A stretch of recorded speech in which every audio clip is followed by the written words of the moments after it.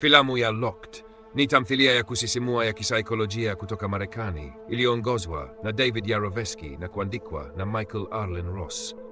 Ni toleo la Kiingereza la filamu ya Argentina ya mwaka 2009 4 Bar Quattro.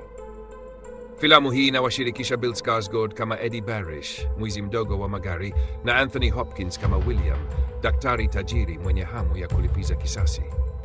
Muhtasari wa hadithi: Eddie akiwa na matatizo ya kifedha na akihitaji pesa za kurekebisha gari lake, anaamua kuiba vitu kutoka kwa magari yaliyopaki. Anapovamia SUV ya kifahari aina ya Dolus, anajikuta amenaswa ndani ya gari hilo ambalo limeundwa mahususi kama mtego.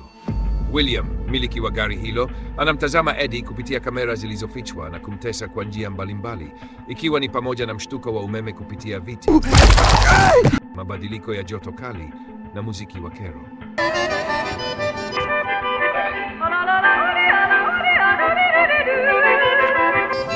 William anadai kuwa anataka kumfundisha Eddie kuhusu matokeo ya maisha yake ya uhalifu, akieleza kuwa binti yake aliuawa wakati wa wizi.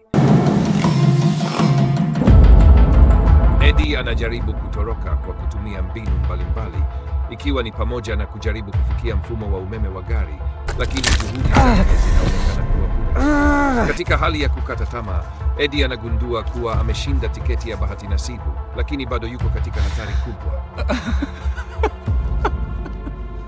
Hatimaye, baada ya mapambano ya kisaikolojia na kimwili, Eddie anafanikiwa kujinasua na kuungana tena na binti yake.